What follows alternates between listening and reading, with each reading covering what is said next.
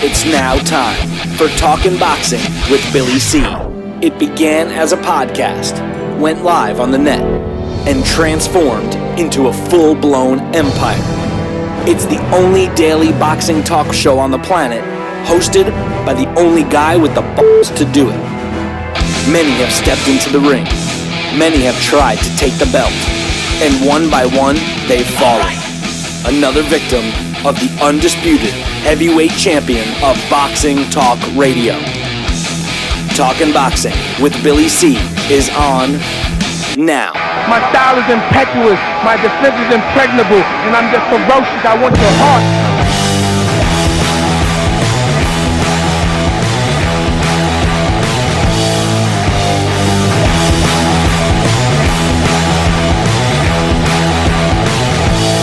Coming to you live from the Billy C Studios in Lake George, New York. I'm Bill Coward-Gerald. It's time for the Billy C Show. Good morning, good day, good evening.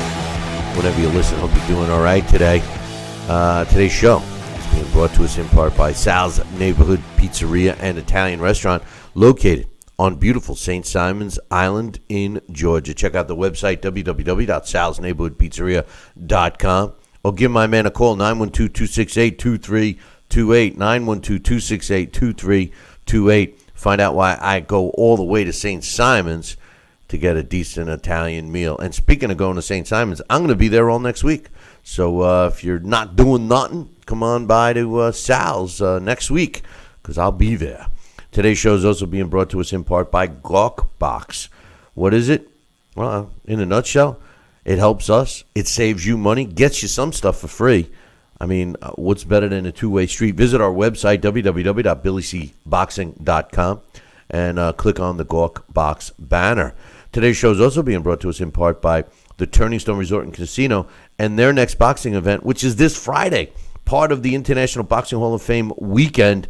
I'm going to be ringside. I want you to be ringside too. Get yourself some tickets right now by visiting our website, www.billycboxing.com, and click on the Turning Stone fight poster, which is right there on the right.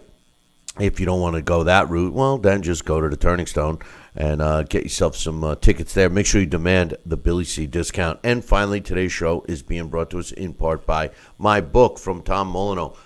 My book about Tom Molyneux, From Bondage to Baddest Man on the Planet, is available right now where all good books are sold. You can get a copy right now while you're watching or listening to the show by going to barnesandnoble.com or amazon.com.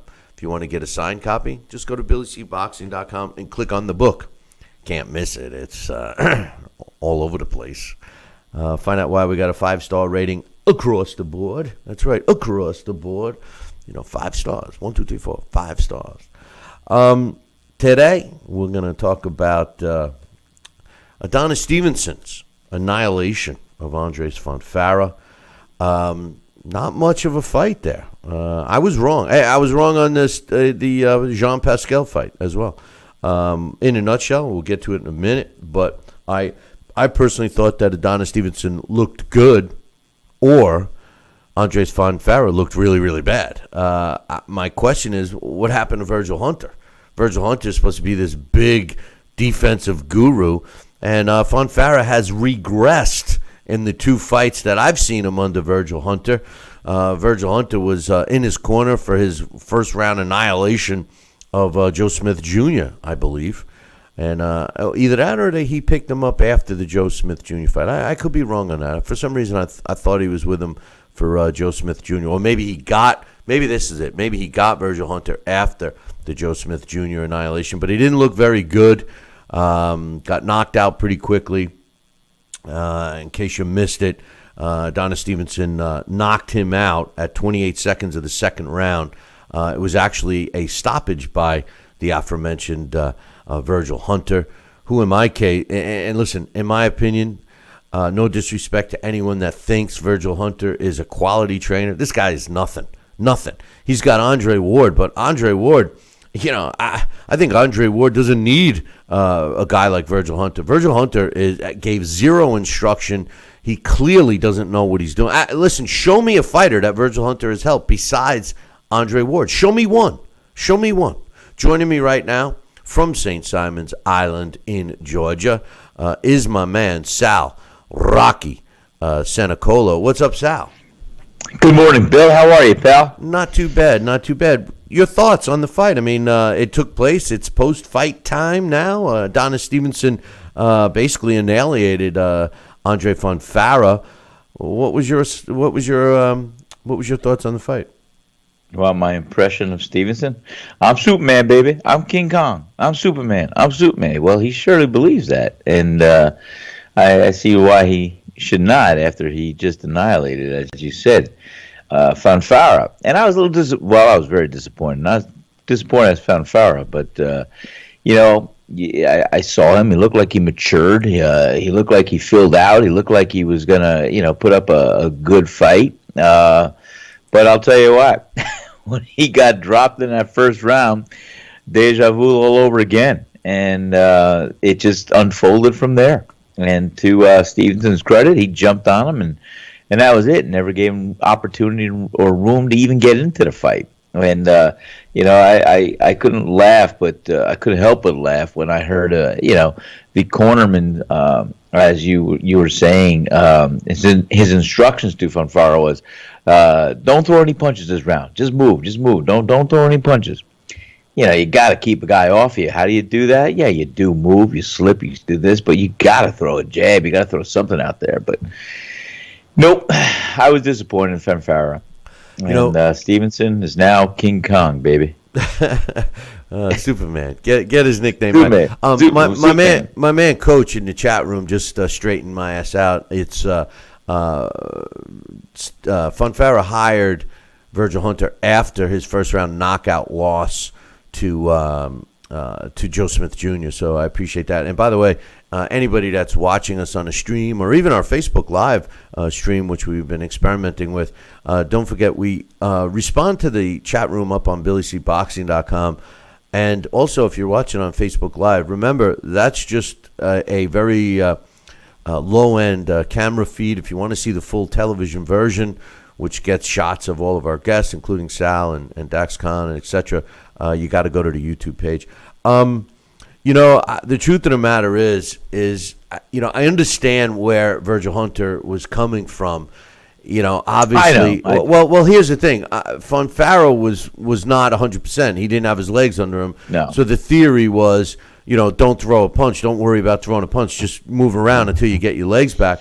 But if your fighter's in that much, listen, if you're a quality trainer like Virgil Hunter, proclaims to be, and some people think he is, well, if your fighter's in that bad a shape, Sal, where you can't even, move or think about throwing punches accurately or the way you want your fighter to throw punches, then you stop the fight right then. I mean, why send him out? Listen, Virgil Hunter is, in my opinion, the most overrated trainer out there. If Fonfara had a weakness against Joe Smith, and his weakness is you jump all over him quickly. It takes Fonfara a little while to get into the fight. So if you jump all over him quickly, you beat him. And, with the addition of Virgil Hunter, it did nothing defensively. Nothing. No. He had no movement. He still stands straight up there like he's, with a bullseye on his chin. As far as Adonis Stevenson is concerned, how good is he? Well, you know what? He looked really good against Fonfara. Similarly to when Canelo Alvarez fought a punching bag in Julio Cesar Chavez Jr. I mean, how do you gauge their performance? You got to give Stevenson credit. He took care of business quickly. Yeah. He was accurate. He landed punches. He knocked the guy out. Now, as far as who he fights next, I mean, listen, technically the mandatory now is Alvarez. Because Alvarez beat Jean-Pascal, another fight I was wrong in, to improve to 23-0 with 11 knockouts. 117, 111, 116, 112 with the way two judges saw it. The third one had it even. Jean-Pascal, in my mind, might have won 2 rounds in that fight. You can't win fights by not throwing punches. Jean-Pascal needs to hang him up because this guy has turned in. He was never super talented anyway. But he's I wouldn't pay a nickel to see him again because that's all you're getting. You're getting a guy that just wants to show that he can go the distance. That's it. He wasn't even trying to win. it was pathetic. So the bottom line is, and Alvarez looked pretty good, was consistent, did take a couple of those, haymaker type shots, but he is the mandatory now, again, because he's been the mandatory for 2 other fights for Adonis Stevenson. It's going to be interesting to see what takes place, because the fight that everybody wants to see is Stevenson against the winner of Kovalev and Ward.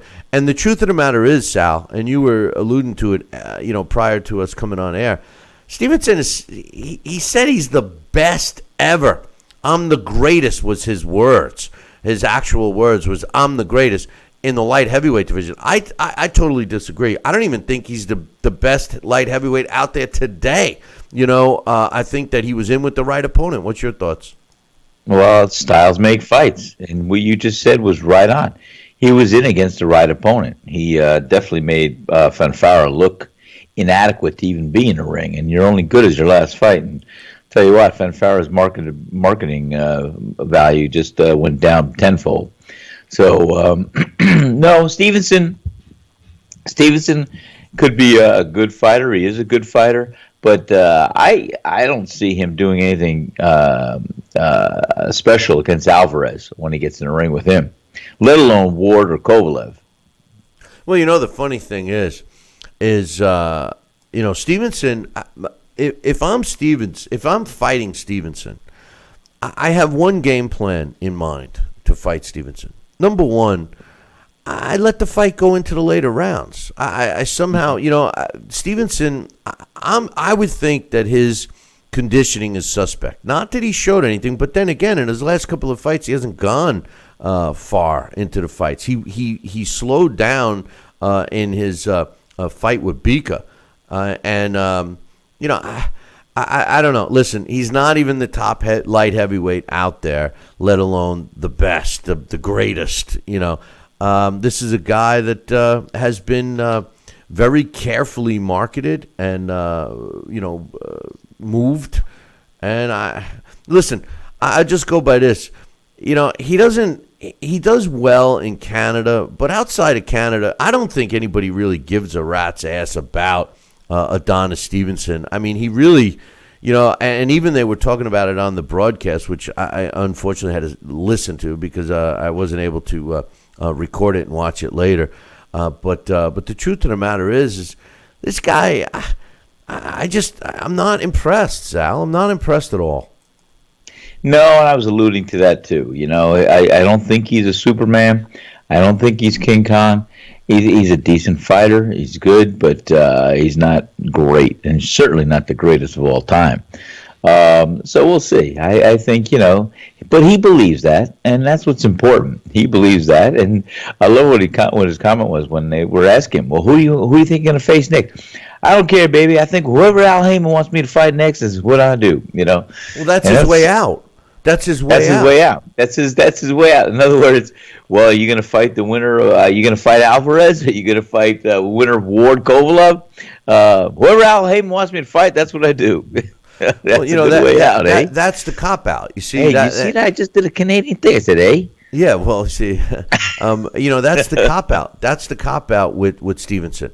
And any fighter that knows how to use the verbiage correctly. Whatever Al Heyman's my manager, even though I'd like to see a management license that the guy holds, but nonetheless, whoever he puts me in with, that's who I fight. It's not my fault. I'm just a dumb fighter. That's the image he's trying to portray. Well, that's what he's trying to portray. And the truth of the matter is listen, if you're and he said he's the greatest light heavyweight of all time, which is not true. But the truth of the matter is he can't even. I don't think he beats either Kovalev or Ward. No, I don't even. To tell you the truth, I think he struggles with Alvarez as well. But I think he does. I think he does. And hopefully we'll see one of those 3 fights. Yeah. Well, Adonis Stevenson improves to 29-1 with 24 knockouts. Fonfara loses and drops to 29-5 with 17 knockouts. I'm not so sure Fonfara should continue. He says he's going to be back better than ever. I'm not so sure he can continue. It looks like he's going to get hurt. He stands up very straight. I think everybody knows now the jury's out on Fonfara. You jump all over him quickly. and you catch him, and he has a hard time recovering. He does get stronger as the fight goes on, but in this case, Stevenson didn't let him get the fight much further. That's the secret. I got to get out of the second round. Right, exactly. That's his trick. That's his trick. Hey, listen, we got to take a short break. When we come back, we'll talk a little about the Alvarez-Jean-Pascal fight, some other fight results. We got Daxx Khan coming up a little bit later. We got some sports scores. We got some news. David Hay is in the news again. Oh, my God. This guy just, he's like Freddy Krueger. Just won't go away. But anyway, hold that thought. We'll be back in 2. Billy C will be right back.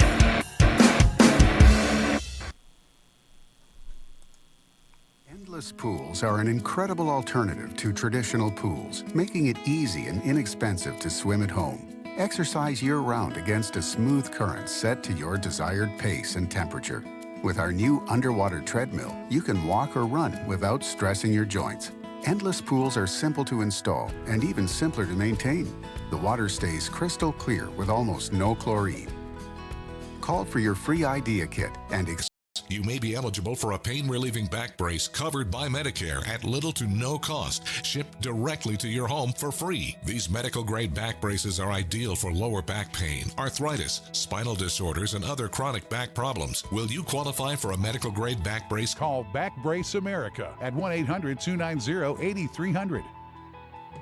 If you or a loved one have had hernia repair surgery with mesh reinforcement and suffered infection, chronic pain, mesh migration, mesh failure, organ damage, or needed additional surgery, call the Rely On Group right now. You may be eligible to receive a cash award and compensation for your medical expenses. Your voice deserves to be heard. Call the Rely On Group to be connected with a personal injury attorney for a free consultation.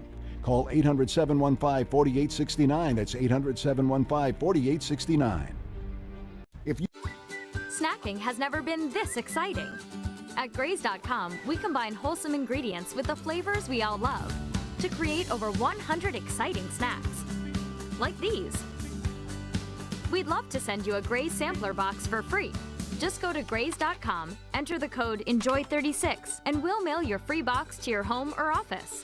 Join thousands of Grazers already in love with our exciting snacks. So come to Graze.com for your first box free.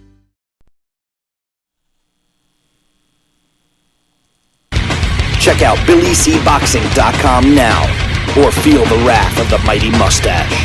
Oh, that hurts! Why are you doing that to my face? I hate you. That's BillyCBoxing.com. Consider this your warning. Now back to Billy C. Interact with the show at BillyCBoxing.com.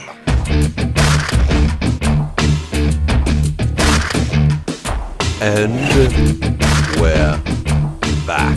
You're listening and watching the Billy C. Show. Glad you could be with us today.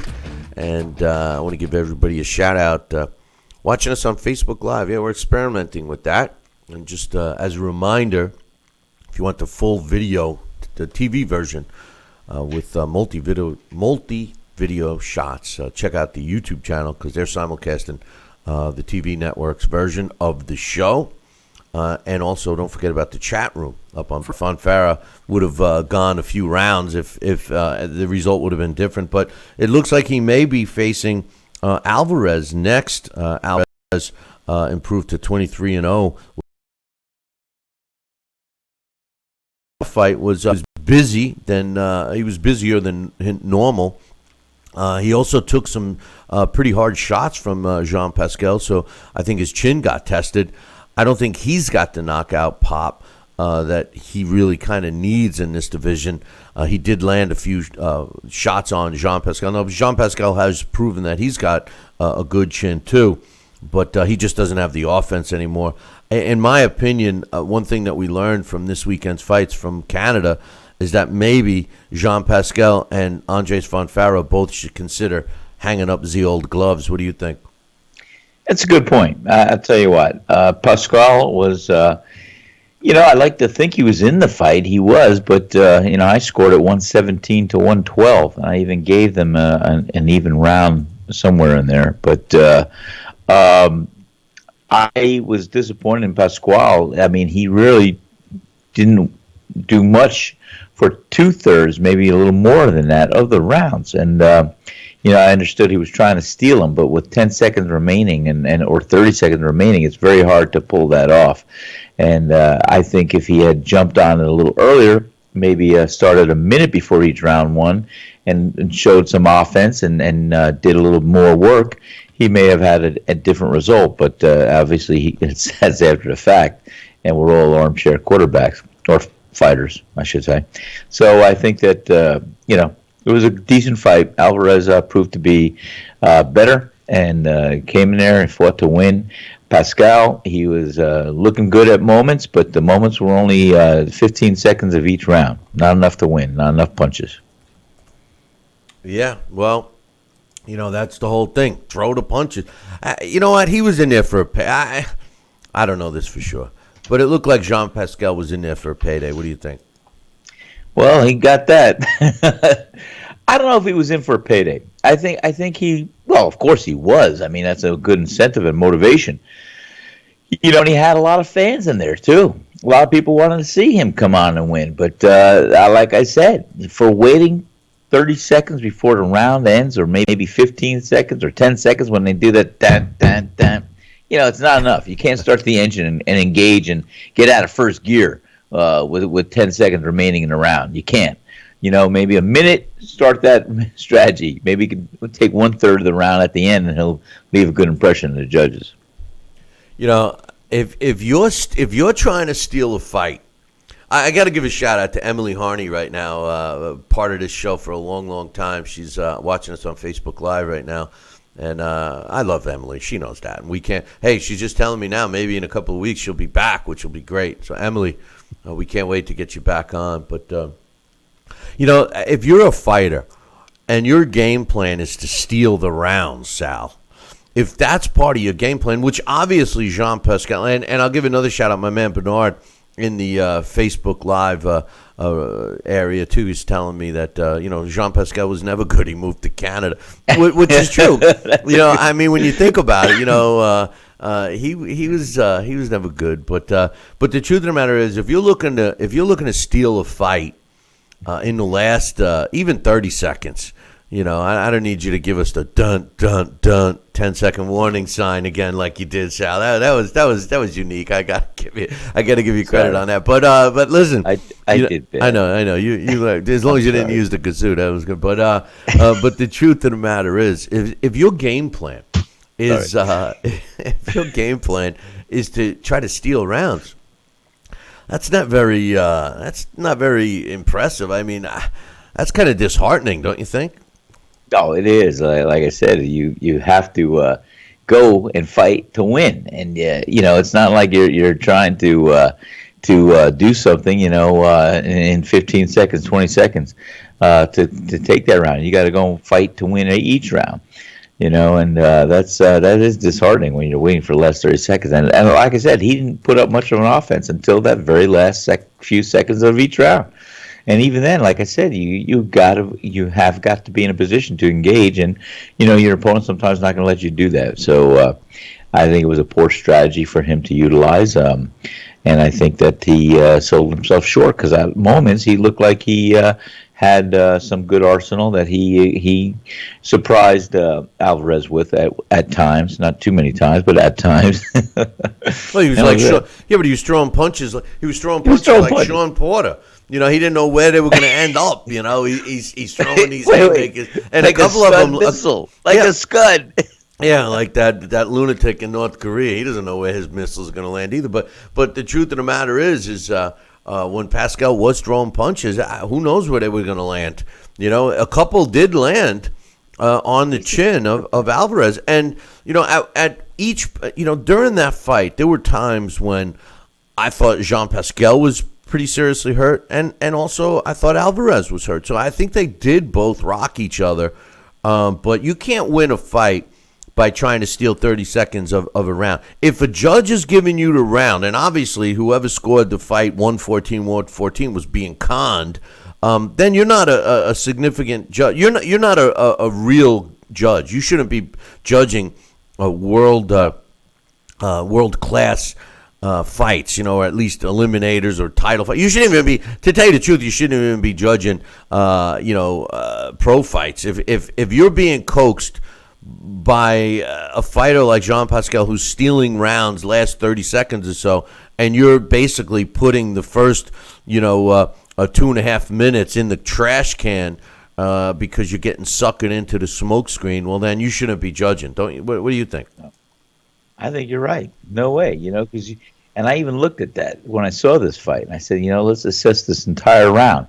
And for more than 2/3 of the round, Alvarez definitely had the dominance in that ring. And when Pascal tried to offer some offense in the last few seconds, it's not enough to sell me. So to sell a competent judge the same.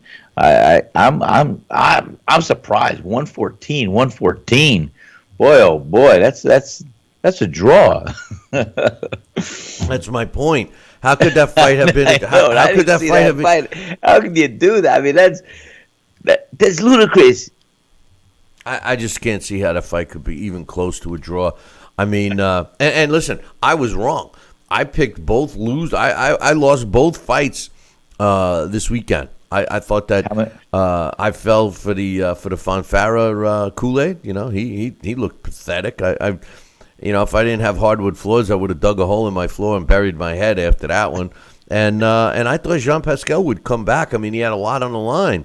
He wins that fight. He's right back in the mix now. He shouldn't have been in that fight to begin with. And I thought that he could have, overcame the, unjustified position that he got to even be in that fight. He could have overcame that by winning, and he didn't. And some of the breakdowns that I was talking about on Friday, Sal, was the lack of experience against top-notch fighters for Alvarez, and I thought that the complete opposite for Jean-Pascal would have helped him in this fight. But instead, he was too concerned with saving energy and stealing rounds and for the most part. And he's holding his hands up at the end of the fight like he thought he won the fight. Sometimes I don't get it. I don't get it with these guys. I mean, how do you hold your hands up when come on. The corner had to be telling him you don't have a shot. And Roy Jones Jr. is in the corner. Did you notice that? Roy Jones Jr. in the corner of Jean-Pascal. Obviously, maybe he's trying to rip a page out of, Roy Jones Jr. Let's milk boxing for as much as we can, for as long as we can book, Whatever it wasn't enough. Every time you go to take a sip of that 5-gallon coffee cup, I switch over to you, man. But you do. Well, listen, I'm going to give you a chance. Up like a dog. I'm going to give you a chance right now, my man, because we're going to take a short break, and then when we come back, I'll give you the rest of the fight results, some other news, including, I was just mentioning my girl Emily Harney, which is boxing's best photographer. There's no question about that. A fight that she was at and that she covered. I'll be talking about here in a minute, at least the main event over at Foxwoods, a fight that I wish I would have went and seen. But nonetheless, don't go anywhere, Sal, because we're going to be right back as we take another break here. So we'll be right back. Billy C will be right back.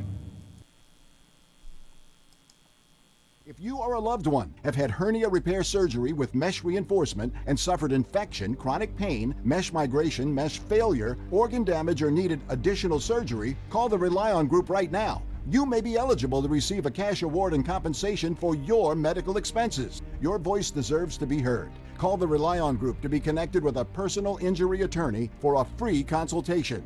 Call 800-715-4869. That's 800-715-4869. Are you currently on Medicare? In other words, do you carry the red, white, and blue Medicare card? If so, are you suffering from chronic back pain? If you answered yes, you may be eligible for a pain-relieving back brace covered by Medicare at little to no cost, shipped directly to your home for free. These medical-grade back braces are ideal for lower back pain, arthritis, spinal disorders, and other chronic back problems. Will you qualify for a medical-grade back brace? Call Back Brace America at 1-800-290-8300. Snacking has never been this exciting. At Graze.com, we combine wholesome ingredients with the flavors we all love to create over 100 exciting snacks. Like these. We'd love to send you a Graze sampler box for free. Just go to Graze.com, enter the code ENJOY36, and we'll mail your free box to your home or office. Join thousands of grazers already in love with our exciting snacks. So come to Graze.com for your first box free. Endless pools are an incredible alternative to traditional pools, making it easy and inexpensive to swim at home. Exercise year-round against a smooth current set to your desired pace and temperature. With our new underwater treadmill, you can walk or run without stressing your joints. Endless pools are simple to install and even simpler to maintain. The water stays crystal clear with almost no chlorine. Call for your free idea kit and experience the freedom of swimming at home.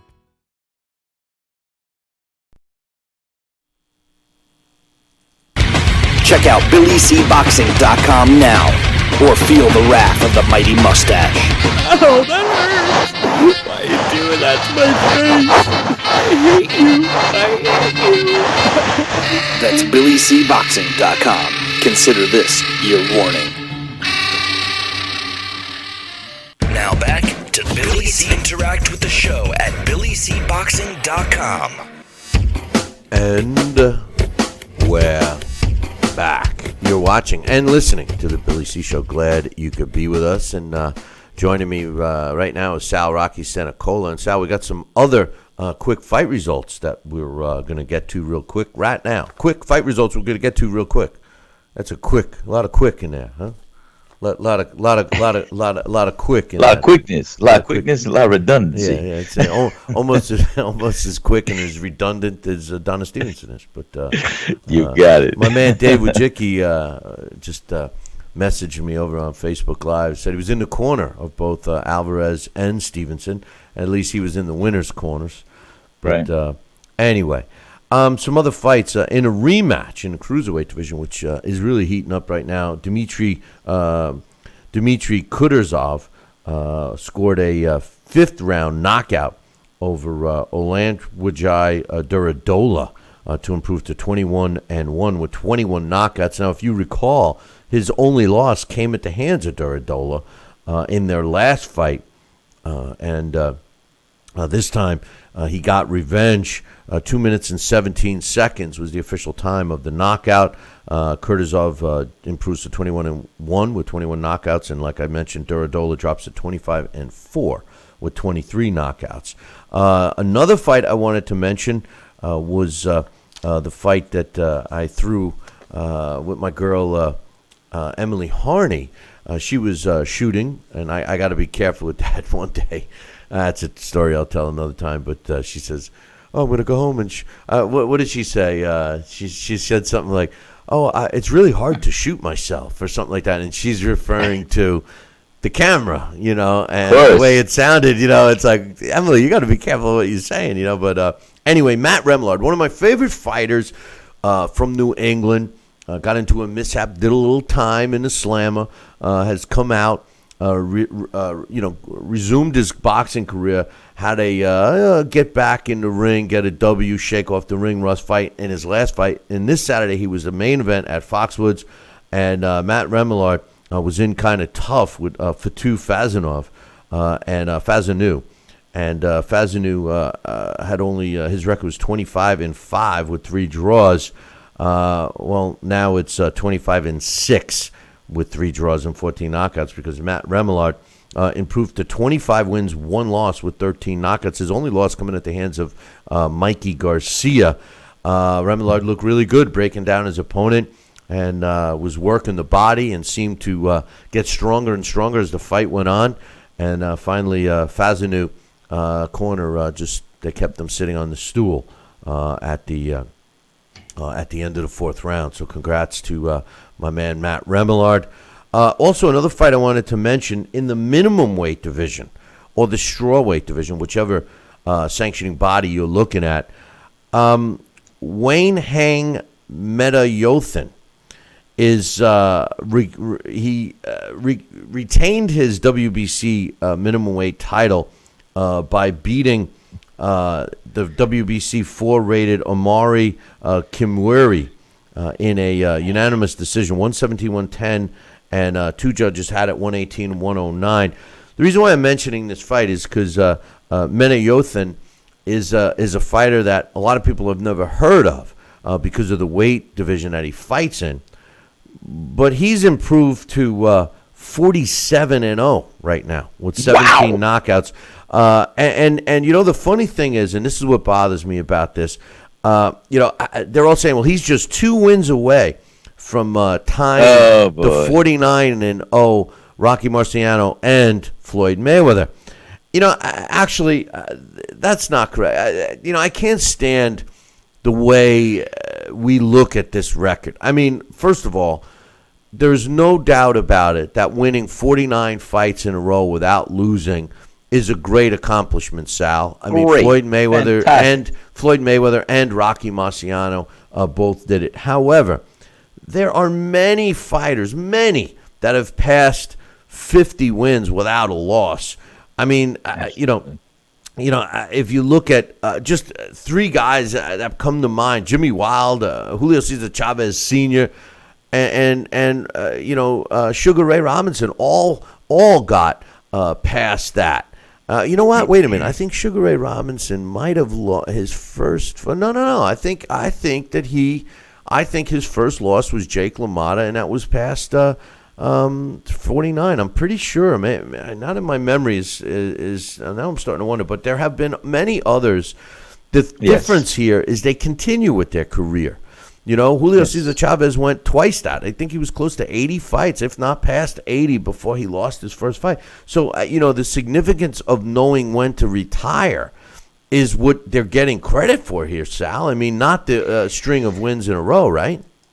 Well, you are correct. And don't forget, when this was made, the most recognized belt, title, position in the entire world, most coveted prize or trophy in the entire world at the time, was to be the heavyweight champion of the world. That was a belt that one guy had, and he could have bragging rights, whatever he wanted. He was the heavyweight champion of the world. Every other weight division's important, yes, but to have the coveted heavyweight championship belt is saying that everybody recognized a heavyweight champion. So that's why they put so much emphasis on Rocky Marciano, because he was the first and the only undefeated heavyweight champion to ever retire with a win of 49 wins and 0 defeats with 43 knockouts. So that is still where I see Rocky Marciano always as a heavyweight champion. No matter what happens with other weight divisions, it's always going to be Rocky Marciano, unless there's another guy that comes out here and retires undefeated with the belt or belts. That's why there was so much emphasis on it, and I don't even know why Floyd or anybody else right now is trying to say they're going to be surpassing that. This had to do not only with the heavyweight division, but yes, you get my drift. No, you're 100% right. It all had to do with the heavyweight division. Thank God for the guys in the chat room straightening me out. Sugar Ray Robinson was 44-0 when he lost to Jake LaMotta, so he did not pass 49-0. But Finito Lopez, 52-0 before losing for the first time. Carlos Zarate, 52-0 before losing for his first time. Willie Pep, 62-0 before losing for the first time. So I mean, the 49-0 and 50-0, whatever, is insignificant. But you're right. It was about the heavyweight division, but leave it to specific people like Floyd Mayweather to try to capitalize on that. But anyway, congratulations to Wen Hang Mayo Yothin for getting at least 2 fights closer for that. But hey, let's talk about some news real quick. We're gonna get Sal Rocky Cenicola on the line here. Oh, wait a minute. He's already on the line. I'm here. Hello. Hi. I'm here. Actually, you know what? I got some news about David Haye that we'll talk about a little bit later. Okay. And the Cruiserweight. Remember the Cruiserweight World Super Series for the Cruiserweight division that they came out with? Well, there's some fighters that have signed. And pretty interesting. I love the Cruiserweight division, but pretty interesting stuff that we'll get to here in a little bit. But anyway, How about some sports scores, Sal? Yes, please. I want to hear the baseball results and some basketball and everything else you got. Got a little hockey in the mix too, I bet. No, yeah, I could see you're up on all the sports. No, the hockey's tonight. But anyway, in NBA, in the NBA championship, the Warriors beat the Cavs again to take a 2-0 lead. Not only are the Warriors beating the Cavs, but they're beating them up pretty bad. Last night, 132-113. Kevin Durant led the way for the Warriors. 33 points, 13 rebounds, and 6 assists for Durant. Now, LeBron James, you can't blame him. I mean, he had a pretty solid game doing a triple-double, 29 points, 11 rebounds, 14 assists. Wow. But unfortunately, they put 113 points on the board versus 132. So you don't need to take off your socks and shoes, Sal. That means they lost. So the Cavaliers are down 2-0. Over in baseball, your boys didn't do too well. They lost. The Blue Jays beat the Yankees 3-2. The Tigers beat the White Sox 7-4. The Braves over the Reds 13-8. The Pirates slapped around the Mets like they were some little biatch, 11-1. And it's safely to say that the Mets are a bunch of biatches. So anyway, the Marlins over the Diamondbacks 6-5. The Red Sox topped the O's 7-3. Phillies over the Giants 9-7. Brewers shut out the Dodgers 3-0. Indians over the Royals 8-zip. Astros keep winning 7-2 over the Rangers. Twins beat the Angels 3-2. The Nationals over the A's in a slugfest 11-10 in that one. Mariners 7. The Rays 1. Rockies 3. Padres 1. And the defending World Series champions Cubs squeaked by the Cardinals 7-6. Got some emails to read. How about that? You got it. All right. First one is from my man Joel.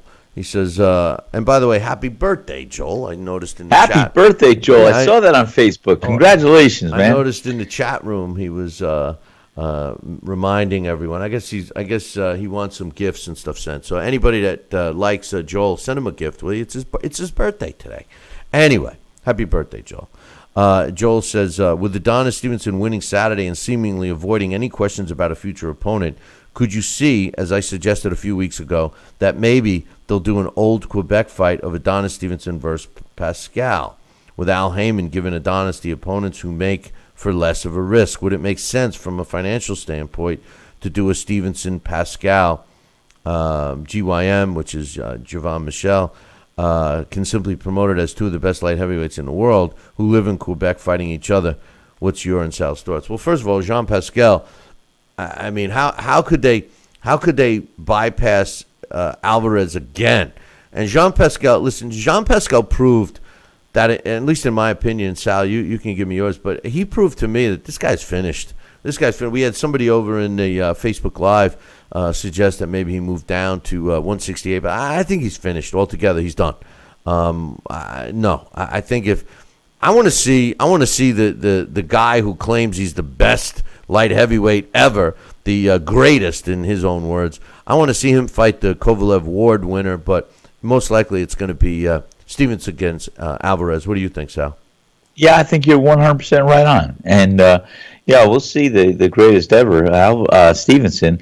Hey, I'd love to see him fight either the winner of Ward Kovalev or the mandatory, hopefully he'll get that, against Alvarez. And not somebody else that Al Heyman wants to pop up there as a ranked contender.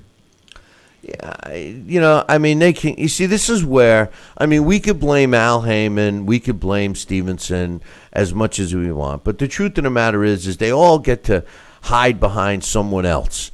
Well, they do. It's layers. Well, exactly. Good point. A lot of layers, because Stevenson can say, hey, I don't make the decision, I just fight. Al Heyman makes the decision. Al Heyman can say, hey, I don't make the decision. I follow the sanctioning body. They tell me I got to fight this one. But then you could always say, well, what about all the step aside? Alvarez has made more money stepping aside to let Stevenson, skate than anyone else. But anyway, just for note here, Joel says, hey, today is my birthday. He's 33. I'm a few years younger than you and Sal, just a few.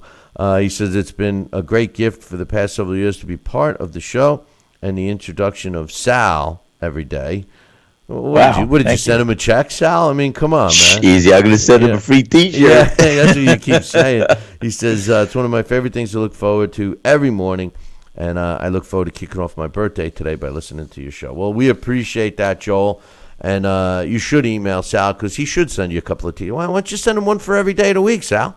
Why don't you do that? Thank you, Joel, and happy birthday, pal. Okay.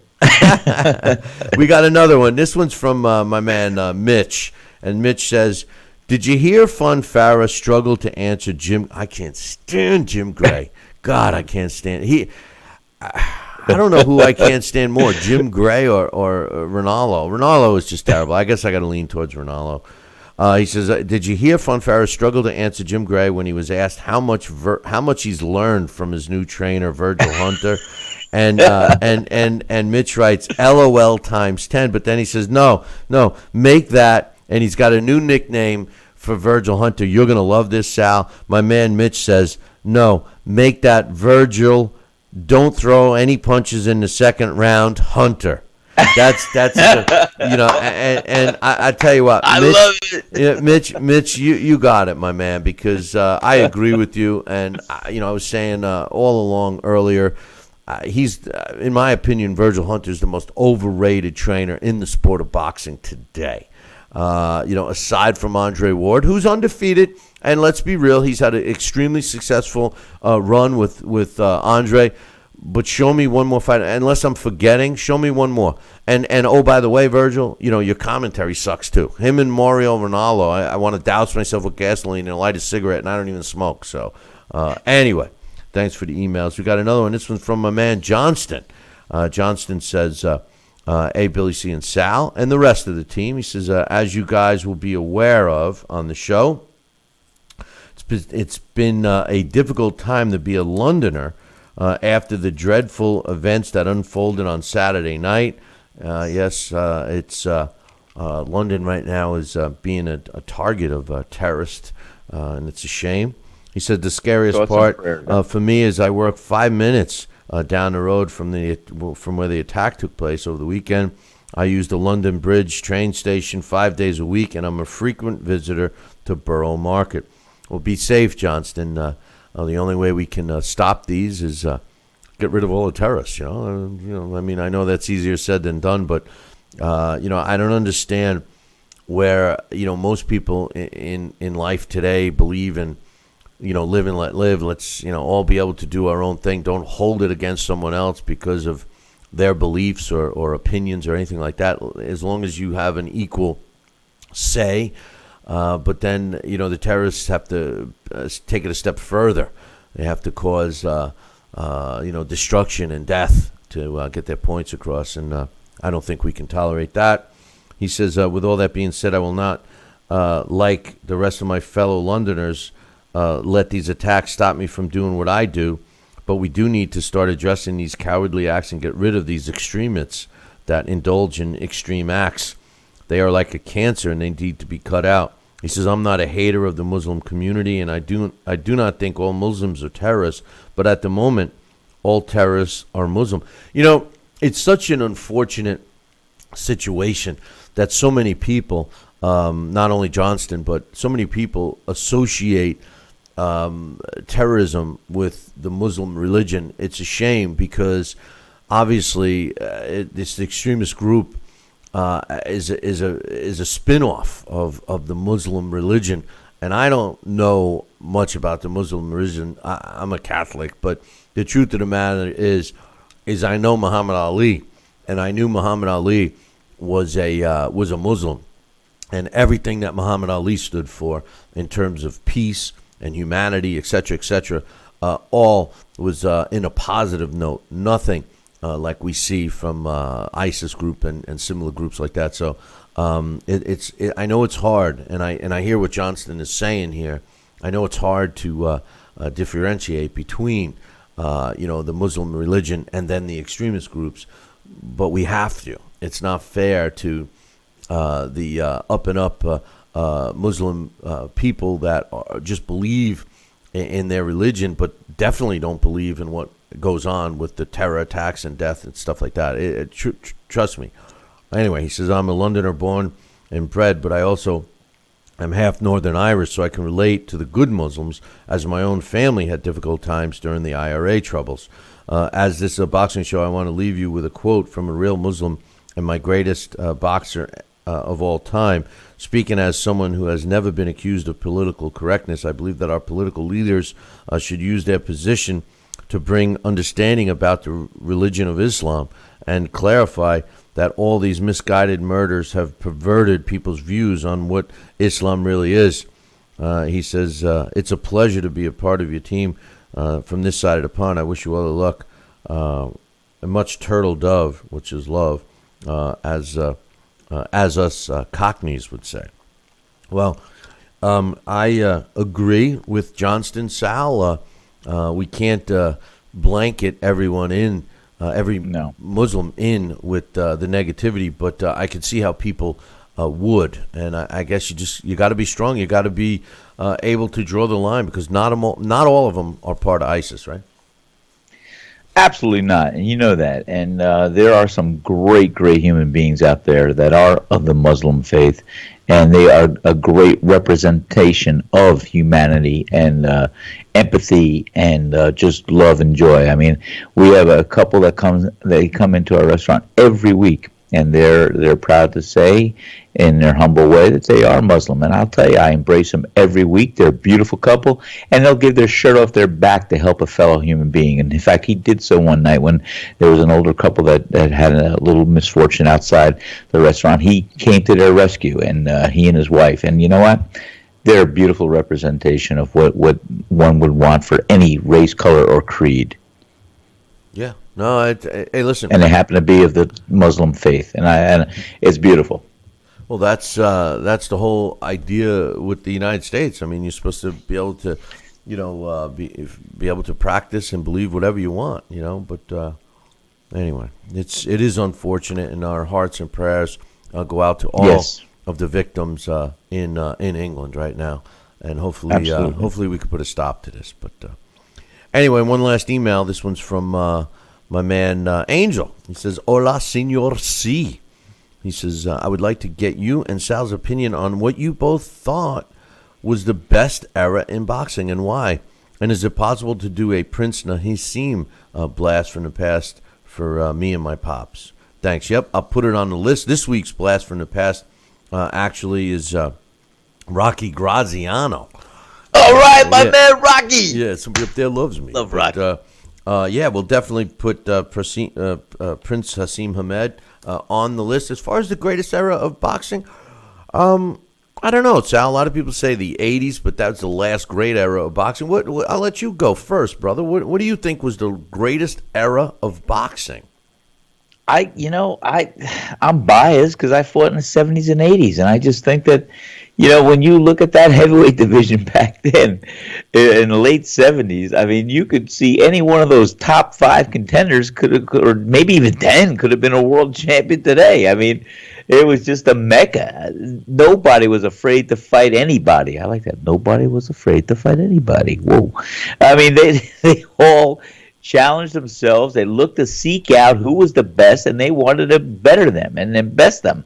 And it was just a great era. And that wasn't just in the heavyweight division. That was in the middleweight division, light heavyweight division, lightweight division.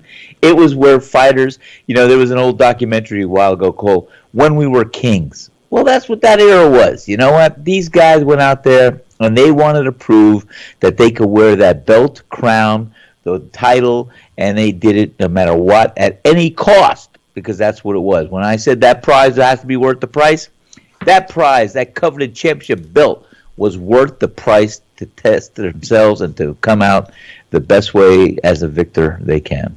The late 70s, early 80s are regarded now as the last great era of boxing. Yeah. But I don't think it was the greatest. And it's funny. I remember getting a quote from James Jeffries.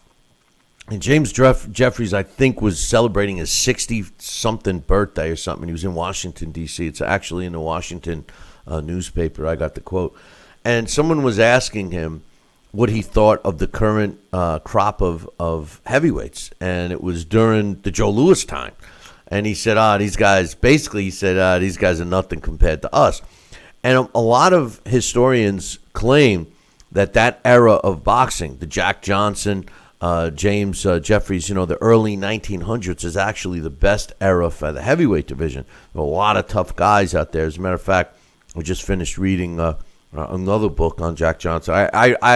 Jack Johnson was one of my all-time favorites, and some of the fights that he was fighting towards the end of his reign against, these big white guys that they kept trying to match him with. They were giving these big, giant white guys a chance to beat Jack Johnson, and he wasn't even trying his hardest and was slapping him around like nothing. But in my opinion, the best era of boxing had to be the 20s, 30s, and 40s. Had to be.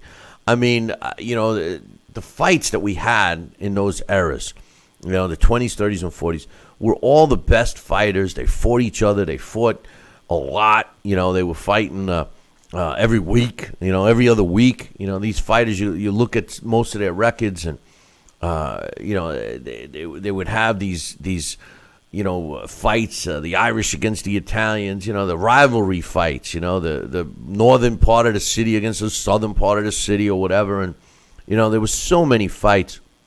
And it had to be the best era. The amount of fighters that were registered and licensed were just it was phenomenal. It was the king of sports.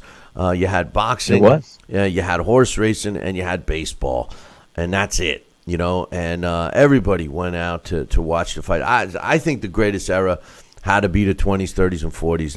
I know that's 3 decades worth, but it was pretty solid during those times. And if I had to pick, one decade, I don't know. That's a toss-up between the 20s, 30s, and 40s. I really think that was the best time in boxing. I mean, now that you had a chance to hear the right answer, Sal, do you change your opinion at all from, your era? That was one of my first early meetings with you, was when it was Convince Me, or what was that thing you used to do, talk me out of it, or whatever the heck? But it was a radio show you did with me early on when I was making that comeback fight. Convince Me, whatever it was called. But anyway, listen, you were right. That was a great era. And what happened back then? You had all the immigrants coming over here. You had these guys. This was their craft. This was their trade. This is what they were passionate about, to be the best, because the better fights meant the most money. And, like today, except that, you could retire with one big fight today. Back then, you still had to keep fighting. Yeah, but wait a minute. Do you know that back then, in the 20s, 30s, and 40s, the ratio of money, I mean, they made good money in boxing back then. They made good money. Yes, they did. Compared to, they were still making a couple of grand for, major fights, still making a couple of grand. And, people were working for $7, $10 a week. You know what I mean? So, right. I don't know. I think the ratio is still there. Mike Silva put out a book, The Arc of Boxing, The Rise and Fall of the Sweet Science. And I constantly plug it. Mike should start sending me checks for it. But I tell you the truth, that book puts it all in perspective with data. And he takes those eras and he shows why fighters were better in those eras based on the numbers. And I'm talking about the numbers of licensed fighters, the number of shows, professional shows that were put out, the number of fighters that were, constantly fighting, and how often they fought compared to, today's. And, the pool of fighters was so much bigger back then, and the champions were so few. There were only 8 weight classes. And when you made it to become a when you made it to a top 10 contender, Sal, we got to take a break. But, the truth of the matter is when we took a segment once on the Heavyweight Spotlight that we do, and we looked at all of the so-called bums of the month club that fought Joe Louis, and the media referred to them as the bums of the month. Half of those guys would be champions today, Sal. Half of those guys would be champions today, and they were referred to as bums back in Joe Louis's time. Unbelievable. That's just how far apart his talent was to shine above the mediocrity or, that level of fighting back then. And, to tell you the truth, if you would have asked me, and I've been involved in this sport for over 30 years, if you would have asked me in the 80s, even in the heyday, even right after Hagler Hearns or Hagler Leonard or any of those fights, all the great fights we still talk about today, if you would have asked me then if I thought that we were witnessing the last great era of boxing, I would have laughed at you. I would have said, what, this? You're calling this a great era of boxing? It was already starting to turn, and I, the fights that I had remembered watching as a kid, as a fan, Muhammad Ali against Ron Lyle and Jimmy Young and the Frazier fights and all of that had come before. That to me were all great fights, And one thing I'm going to add, and then we got to take a break, and we're scheduled to get Daxx Khan on, so we will get back to you in a little bit, Sal. But the one thing is, a guy like Hector Macho Camacho. If you watch Camacho in the early part of his career, this guy was, he had it all. He had incredible. He had hand speed. He had punching power. He was aggressive. You couldn't hit him defensively. No. It wasn't until the Edwin Rosario fight, and we talk about this all the time, that he changed his style up and started fighting a little more safety first. But prior to the Edwin Rosario fight, Hector Camacho was really on a path to be one of the best fighters ever. I couldn't wait to watch Camacho fight. After that Rosario fight, he changed his style. He fought more safely, and his career lasted another 20 years. So, anyway, hey, Sal, we're going to let you go to the bathroom and fill up your coffee jugs. And we're going to get Daxx Khan on. We're going to take a short break, and we'll see you in a little bit, Sal. You got it, my friend. You take care. I'll talk to you in a little while. All right. That's Sal Rocky Cenicola. And like I said, he's going to refill his coffee cups. We're going to take a short break. When we come back, Daxx Khan is scheduled to join us with his thoughts on the fights over the weekend. I'll be back in 2. Billy C will be right back. Part of the Billy C Boxing Network.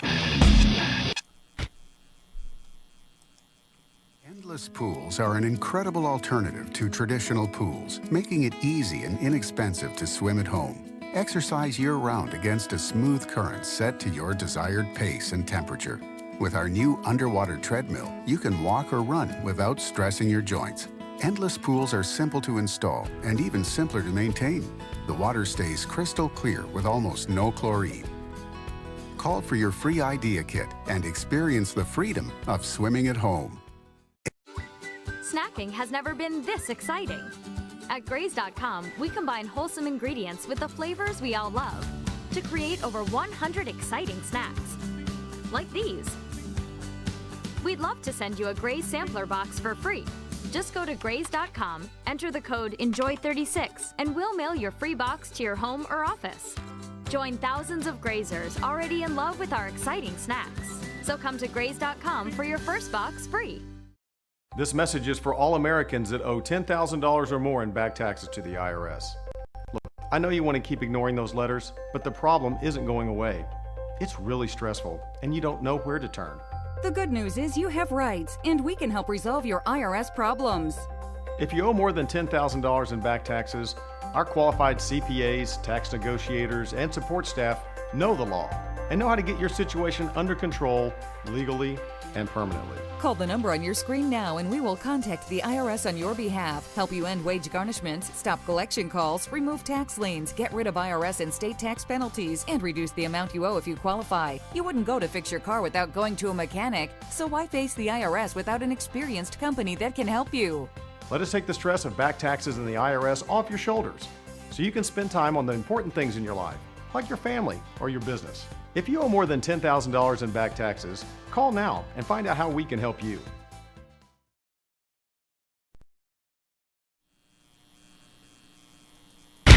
Check out BillyCBoxing.com now, or feel the wrath of the mighty mustache. Oh, that hurts! Why are you doing that to my face? I hate you. That's BillyCBoxing.com. Consider this your warning.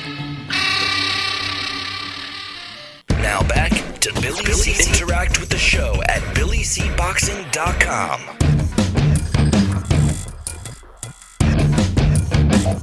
And we're back. You're watching and listening to to the Billy C Show. Glad you could be with us. And joining me right now with his thoughts on the fights from Canada and then some is my man Daxx Khan. What's up, Dax? Good morning. How's everybody today? Oh, not too bad. Not too bad. All right. Well, I was wrong on both of the fights, but what did you get out of them, man? That Virgil Hunter is a great trainer, or what? No, I mean, Virgil Hunter he's a good trainer. He's not a great trainer. So that's not even, the point of the matter is, this lineal light heavyweight title fight actually went down in, Fonfara goes down in the first round from a quick shot. He gets up, he barely survives. The second round, Virgil Hunter ends up jumping on the apron and saving him. This is the best boxing had to offer as a lineal light heavyweight title fight. I'm not really sure exactly what happened there or how this was even sold to the public. Since 2014, Fonfara has some good wins. He beat Nagumbu, Cleverly, Dawson. He stopped Chavez Jr. Stevenson. He beat Shikowski, Karpensky, who Fonfara already beat. Thomas Williams Jr. Decent fighters. The only guy to go the distance with him since then, though, is the only one who was a proven world champion to be able to compete at that high level, and that was Saki Albika. That tells a big story, in my opinion. Stevenson has some good defenses as a champion. Tavoris Cloud, Tony Bello, and Bika, but the rest of his reign has been pretty much a travesty, no? It's more sham than genuine. The first two, the Bello and the Cleverly fight, they were the Trout and Bello fight, they were the only two legitimate fights he's had. The Seiko Bika fight was that was an ugly fight, and nothing. That's Saki Bika. Yeah, that's him, right? And I agree with you. I was saying this last week. I think he's terrible. Really, I mean, he looked good against Fonfara, but to suggest and pound his chest and say he's the greatest light heavyweight of all time, who's buying into this aside from him and his family? Because I don't know. Even the fans in Canada, I just can't see it. And as far as Virgil Hunter, I don't even think he's a good trainer. He's got Andre Ward, yes, successful with Ward, but it takes two to tango. Am I forgetting another a successful fighter that Virgil Hunter has trained?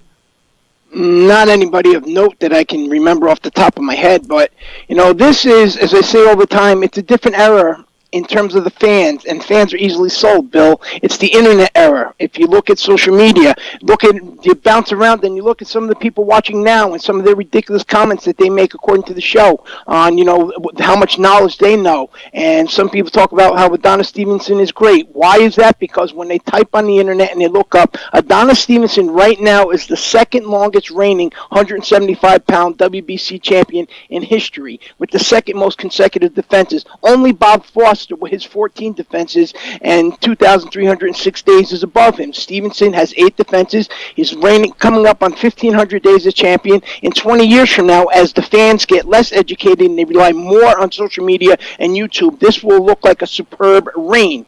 Overall, he's right now he's number 9th or number 8th of any light heavyweight champion in history. He's even with Archie Moore and Charles Williams. Only Roy Jones Jr. is 11. I think Michael Spinks and Virgil Hill are at 10. Bob Foster, was combined of 2 different WBC, I think he has 17. Only Darius Michalewski at 23 is going to be way out of his reach. So something, on paper it looks very impressive, and when you put in a few guys on there that have these records of only 2 and 3 losses, it looks very good on paper, and that's the problem. What looks good on paper nowadays and what can be manipulated is what sells, and that's what will make him great according to what fans think later on, and they watch these carefully laid out clips on YouTube of all these sensational knockouts. That's how boxing is easily sold. Back in the days they used to call it snake oil, and that's what boxing has become, a lot of snake oil. You're right. I can't argue with you there, and I do feel for the young fan that believes all the BS. And in their mind, they're witnessing it. They get to punch up a YouTube video and watch it. I remember getting into an argument with someone about Jack Johnson, and I was saying that Jack Johnson was, one of the greatest fighters of all time. As a matter of fact, a lot of people, in the descriptions of the writings of the ringside reports of Jack Johnson are very similar to Floyd Mayweather's style. very defensive, could turn it on when he wanted. The big difference was that, he could crush an opponent when he wanted to, something Floyd is not able to do. But yet they wouldn't give him any credit because the video, which, by the way, was, filmed by somebody cranking the camera by hand in the early 1900s, they felt that the video didn't show any kind of speed or anything like that. So they just disregard it altogether, and it's a shame. It really is. Back to the fights from Canada. Where does Stevenson go from here? I mean, the truth of the matter, we'll get to the Alvarez-Pascal fight, but the truth of the matter is that, that fight, once again, Alvarez is, supposed to be the mandatory. He's already stepped aside not once but twice for money. We all want to see Stevenson fight the winner of Kovalev Ward 2, but it seems very unlikely that this guy is going to get in there with a real fighter. I mean, Al Heyman and the rest of his team, they must know something. And quite honestly, Dax, I don't think that this guy could perform well after the 6th round. He hasn't gone, like you mentioned, the last time he's went the distance was against Bika. Saki Albika is brutal out for anybody. He's never been pretty to watch, but if you ever go in there thinking you're going to have an easy night against Saki Albika, obviously you've never watched him in a fight. But Lydia Alvarez, I like him. He has a nice jab. He has solid boxing fundamentals, but he lacks that big fight experience. He was lulled at times against Pascal on those very few moments of offensive outburst that Pascal delivered. His win over Bute was impressive. I also thought he lost to Isaac Chilemba. Which is no shame because Isaac Chilemba is a genuine world-class top 10 fighter. So, losing to Isaac Chilemba means nothing. But, if you noticed in this fight, and I did hear you allude to it earlier, the scores for Pascal and Alvarez, I believe, were 118, 110, 115, 113, and 114, 114. Also, against Chilemba, those scores were 117, 111, 116, 112, and 114, 114. It was the same judge, Richard de Crawford. I'm not probably saying his last name wrong. He handed in the 114-114 card in both fights. Something wrong there? Does something seem suspicious about that? How can you see both fights the same way? There was no way that you could make that fight 114-114. There's no way. Unless you were getting coaxed into, what Jean Pascal's game plan apparently was, to steal the rounds. But before we get into that fight, because I have some opinions too on Alvarez and where he goes and stuff, but Stevenson, what's next for him? What do you think is going to happen? Are they going to coddle him one more time and have him pound his chest saying he's the greatest light heavyweight ever? They might put him in there against Alvarez. Alvarez, despite him being a solid boxer and solid fundamentals, because of the reasons like I stated, he does lack that big fight ability, that big fight experience. And, he was, the couple times when he was caught by Jean Pascal, he wasn't really hurt, but he was paused in his tracks. Stevenson's style of coming in real quick with that big punch is something that, could work out to his favor. Alvarez isn't a big puncher. He's a guy, who has to really work and build up the points. So in my opinion, that could very well happen. Anything just to keep that title around Adonis Stevenson's waist and help him climb up that ladder. And it would be a travesty, in my opinion, to see Adonis Stevenson with more title defenses than an Archie Moore or more title defenses than a Michael Spinks or something like that, all because, they carefully manipulated. Other than that, all I see is Adonis Stevenson taking a couple easy fights, and he's going to leave. You were very correct before when you stated about the distance. If you look at that second round, Adonis Stevenson was huffing and puffing, and he didn't exert a lot of energy, so it's not like, he had put out a lot of energy and he was just trying to recover for a second. Adonis Stevenson was tired after 90 seconds of after 3 minutes and 90 seconds of fighting. So something, what's he going to do when it comes to 3 or 4 rounds of having to fight continuously? No, this is clear. Listen, Adonis Stevenson is clearly being protected. Yes, he's got knockout pop. There's no question about it. And, for a 5-6 round fighter, as long as his opponents can't go further than that, he's still going to be competitive. But you put him in there with a real fighter, and he doesn't stand a chance with either Kovalev or Ward. And, I'm not so sure about Alvarez either. Alvarez is a big guy. He's big. He looked huge in there against Pascal. I agree with you that, his power, his punching power is suspect. Maybe he's not. He looks like he should have power. Maybe he's not delivering his punches right. I don't know. But he did work the body. He seemed, technically sound. He did get caught with some of those crazy punches from Jean-Pascal. Those coming from nowhere shots, and sometimes Adonis Stevenson throws similar punches, so that's something he's got to tighten up. But his technique seems solid. I mean, he comes in there, he does have a decent defensive stance if you're throwing at him, normal type punches. He does break his opponents down body wise, but he also seemed like he thought he had more power than he did. Throwing one punch, not following it with another. But I do like his chances against Adonis Stevenson. What's your thoughts on that matchup if it happens? Like, again, if he can get past those early rounds and make Stevenson tired, it's very beatable. But because of those slight things that I say, that I've seen, and you even alluded to yourself, that, I could see the fight happening, but I wouldn't be surprised if step-aside money was paid. Right now, he did look like he was kind of big compared to Jean-Pascal, who really wasn't big. But, and Adonis Stevenson, let's say if he took a guy on like a Joe Smith Jr., who's a big light heavyweight. He only stands about 6 feet tall, but he's big in overall mass. Joe Smith Jr. jumped on him, kind of how Stevenson did to guys earlier in his career. I could see him stopping an Adonis Stevenson. But, right now, as I alluded to, or I did say clearly last week, is that, in another year, more realistically, give it 2 or 3 years, these guys at the top of the division are not going to be at the top of the division. You have some very big, young, strong light heavyweights out there. You got a Dmitry Bivol, who's been fighting since he's 6 years old. You have a Umar Salamov. He's 22 years old, 6'4". These guys have strong amateur pedigrees. Alexander Vodzik, is a guy who I've seen in person up close on the ring apron, and I had this discussion with somebody this weekend. He is one of the most impressive and frightening guys when you see him knock somebody out up close. And I've been there, for Triple G. I've been there for Tyson. I've been there for Kovalev. I've been there for Tommy Hearns. And something, when somebody like a Vodzik with that punching power and pure boxing ability and aggressiveness goes after somebody like an Adonis Stevenson or somebody like an Andrzej Ward or Sergey Kovalev, who seem to be kind of winding down, and especially somebody like a Jean-Pascal who only fights in spurts, we're going to see this division change quickly. Now the question is, will the fights get made, and are we going to see a new era of new blood? Because you know what?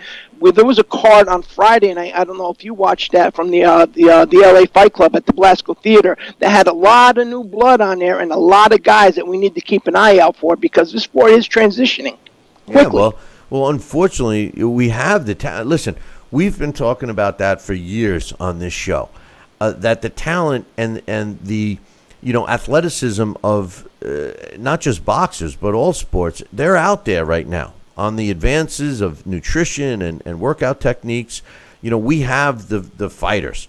The problem is we don't have the willing dance partners. We have sanctioning bodies that won't take the claws out. We have promoters that don't want to promote. We have television networks that get, easily bamboozled with smoke screens and stuff like that. The fight, the Stevenson-Fonfara fight, and really the Alvarez-Jean-Pascal fight is a great example.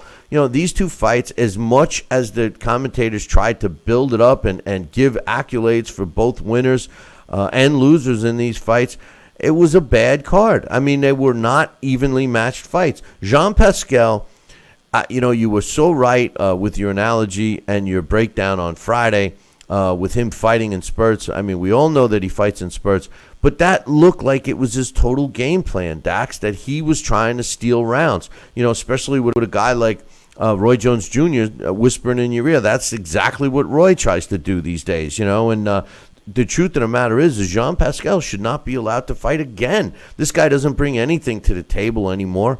His career has run its course. As far as step-aside money, again for Alvarez has made more money stepping aside than he's made in the ring. A lot of guys have nowadays, but again, it's because the fans are so easily sold. That, And, for example, a great fight like Ward and Kovalev, the first time did horrible pay-per-view numbers. But you know what?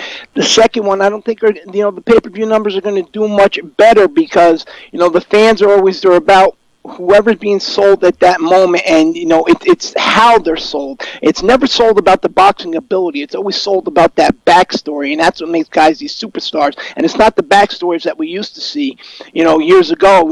There's never, the guys who have these solid, good backstories, except maybe an Anthony Durrell or a Daniel Jacobs, who have a real feel-good backstory, how they came back from cancer. But you know what? Then they totally destroy these backstories and they oversell it, and they make it seem like the only reason why these guys belong in there is because of that, and they totally erase their boxing ability. And these guys that really do have boxing ability, what they want to do is they want to sit there and find somebody else that's easier to sell, a bad guy or something like that, and they just continue to recycle these images that happened from years ago. You mentioned something about fighters from like Jack Johnson's era or Harry Graham about these videos and footage that's available, and they say, oh, they're not that good because this guy's just doing this, and a lot of the time they don't realize they were clowning for the camera. You take a guy like Ali, Muhammad Ali, if you look at his style and follow his career, and then you look at Jack Johnson's style and whatever footage is available, they're very similar both in the ring and out of the ring, and that's what happens. You have to follow these past greats. Now guys are being sold more than they're earning their rightful spot in the sport.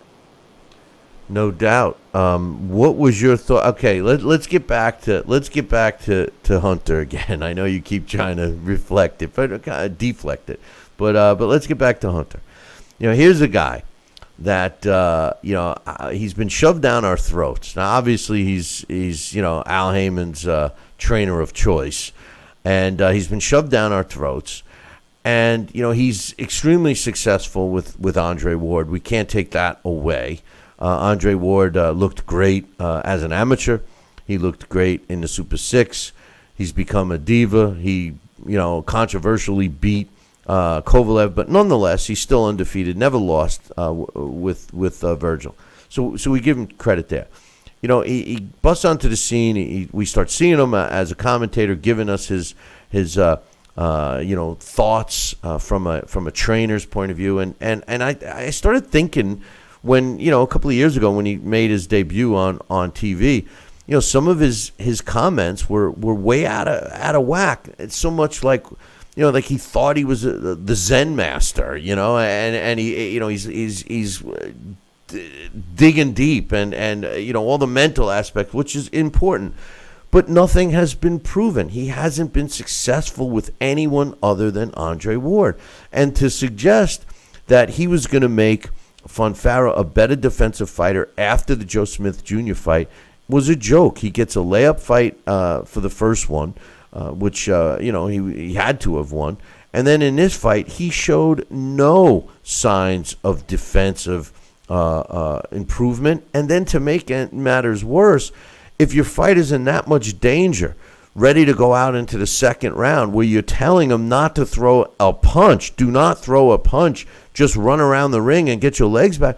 If your fighter is in that much trouble, as a good trainer, you stop the fight. You stop the fight right then. Instead of having him come out, take a few more shots, then stop the fight. I think that his value, realistically, if anyone watched it and analyzed Virgil Hunter, his value had to go down after Fonfara's performance. I mean, it wasn't Virgil Hunter in there, but still, it's a reflection of him. What's your thoughts? Andre Ward is a phenomenal fighter. There's no way around that. And Virgil Hunter and him and Andre Ward, that team together has, there's no denying the success. But, that doesn't always make for a great trainer.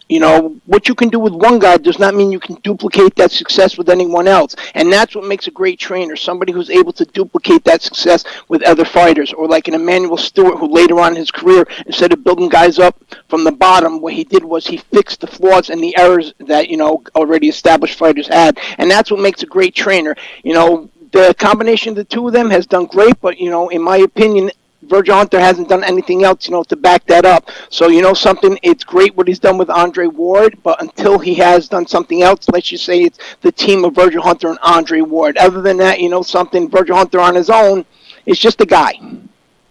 He's not even a good one at that. Not even a good one. Another thing that I wanted to bring up before we let you go was a weight division that you talk about, and Wanheng Menyothn. He's 2 fights away from that 49-0 mark. Another win this past weekend. Another decision win. The one thing is he doesn't have many knockouts. He's 47-0 with 17 knockouts. Unfortunately, Dax, like you've said in the past, nobody knows who this guy is. Is people going to, or are people going to even give him the credit when and if he gets to 49 or even 50-0? I mean, is he flying that far under the radar or what? No, nobody's going to give him that credit for the same reasons as I was stating before. It's the marketing. Nobody can be sold today on their boxing ability. Roman Gonzalez, even a Floyd Mayweather, who had said after his retirement when asked ringside one night, well, who do you think the best pound-for-pound fighter is? He says, I think that Roman Gonzalez is. That seemed to just totally fly by the fans' eyes. But you know what? They were the first ones to jump on when he lost and say, I told you he was overrated.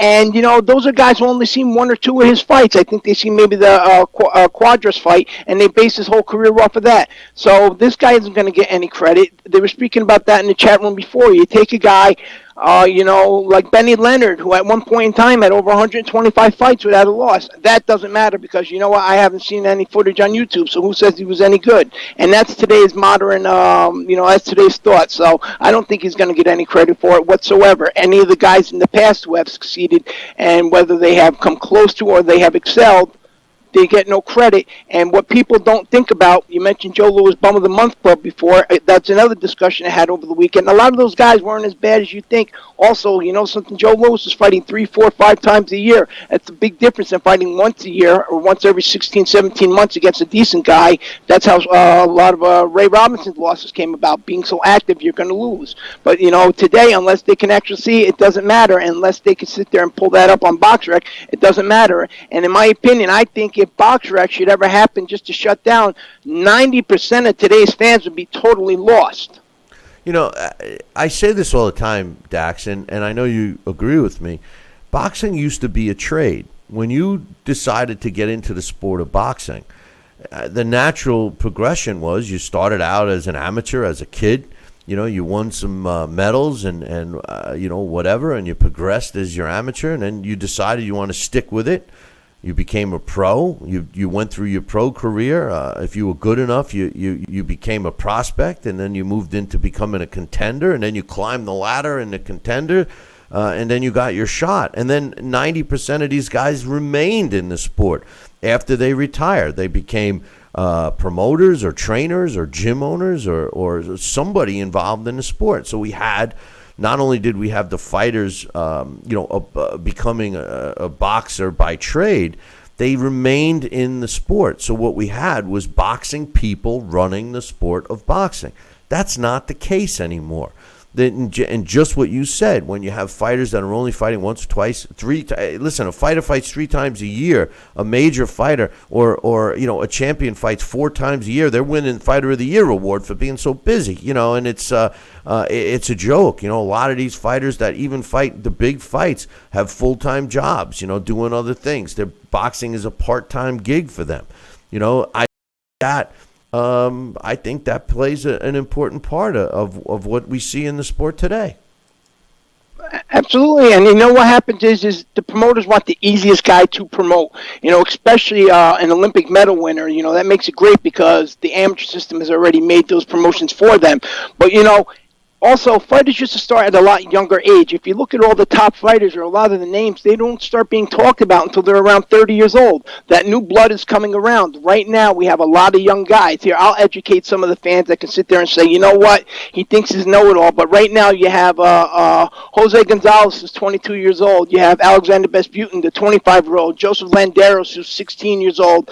Sam Antonio Pedro, 17 years old. Obed Perez, 16 years old. These are the new guys coming up. David Benavidez, Benavidez was 20, 21 years old. Gilberto Ramirez is only 25 years old. And that's what the sport used to be like. These guys that we see today that they're still selling around, back 10, 15, 20 years ago, even back, back in the 80s, by that time they were an old man. But, they just keep recycling now because it's easier to keep recycling the same talent. It doesn't matter what type of performances they put out, like a John Pascal did this weekend, because that name is already going to sell, then have to invest or do what you actually say and you criticize all the time, promote. Well, exactly. Promoters don't promote. If a promoter was still promoting, they would take these young fighters and start promoting them, marketing them, getting fans to know who they are, getting their name out there. But rather than invest in these kids, what they'll do is they'd rather take a name that people already recognize and put them on the card. Promoters, you and I have talked off air many times about promoters that don't help their fighters at all. They sign them, they gobble them up, and then the fighter is held prisoner because he can't or she can't go anywhere else. And the promoter's not doing anything except getting their cut, and then it just makes it all bad for everybody. So. And so people just ask me, how come you haven't gone to the Hall of Fame the last couple of years? That's another thing where, it's not about the fans no more. It's become so much of a business now. It's not even an enjoyable experience, in my opinion. The year when Ken Norton was there, the last time before he passed away, when Ken Norton it was blistering hot that day. Kenny had just had a stroke earlier that year. He had a car accident within less than a year's amount of time, and I remember them shuffling him across the street from the hotel. Kenny did not look well that morning when I seen him, and he's out there, and they got one guy kind of holding him up, sneaking him around from the back of the museum, just in case. They didn't want it to look bad in case Kenny was sick, and Kenny almost passed out, and then they shuffled him back around there, and then they just shoved him across back over to the hotel, like he was yesterday's news. Something I didn't appreciate that, and that's a reason why, I have totally lost interest in the Hall of Fame, and that's something that, it's not just the Hall of Fame, and that seems to be the trend throughout the whole sport, and that's why the sport doesn't progress, because, again, as we keep saying, or the theme of the day is they keep recycling the same things, and they would use a guy like Kenny Norton just to sit there and say, you know what, he's a name that will attract the fans. Same thing with Marlon Starlin. They can't induct the man, but every year they have no problems bringing him down there, to attract the fans and attract the crowd. So that's the business side of boxing, and it's become the ugliest side of boxing. Back, it used to be the business side and the shady dealings were done in the back rooms, and everybody knew what the shady dealings were. Nowadays, it's just blatant and open. Maybe it's the time of the era. Maybe I'm becoming old. I don't know what it is, but something, I'm just really disgusted with the whole thing. Dax, I agree, and we'll look forward to you later in the week, my man. All right, everybody, enjoy your day. That's Daxx Khan. You can check out his column up on BillyCBoxing.com. I'm going to take a short break. When I come back, we'll have Sal Rocky Cenicola back with us. Got some news. David Haye update. God, him again? Billy C will be right back. Part of the Billy C Boxing Network. If you or a loved one have had hernia repair surgery with mesh reinforcement and suffered infection, chronic pain, mesh migration, mesh failure, organ damage, or needed additional surgery, call the Rely On Group right now. You may be eligible to receive a cash award and compensation for your medical expenses. Your voice deserves to be heard. Call the Rely On Group to be connected with a personal injury attorney for a free consultation. Call 800-715-4869. That's 800-715-4869. Snacking has never been this exciting. At Graze.com, we combine wholesome ingredients with the flavors we all love to create over 100 exciting snacks. Like these. We'd love to send you a Graze sampler box for free. Just go to Graze.com, enter the code ENJOY36, and we'll mail your free box to your home or office. Join thousands of Grazers already in love with our exciting snacks. So come to Graze.com for your first box free. Are you currently on Medicare? In other words, do you carry the red, white, and blue Medicare card? If so, are you suffering from chronic back pain? If you answered yes, you may be eligible for a pain-relieving back brace covered by Medicare at little to no cost, shipped directly to your home for free. These medical-grade back braces are ideal for lower back pain, arthritis, spinal disorders, and other chronic back problems. Will you qualify for a medical-grade back brace? Call Back Brace America at 1-800-290-8300. Endless pools are an incredible alternative to traditional pools, making it easy and inexpensive to swim at home. Exercise year-round against a smooth current set to your desired pace and temperature. With our new underwater treadmill, you can walk or run without stressing your joints. Endless pools are simple to install and even simpler to maintain. The water stays crystal clear with almost no chlorine. Call for your free idea kit and experience the freedom of swimming at home.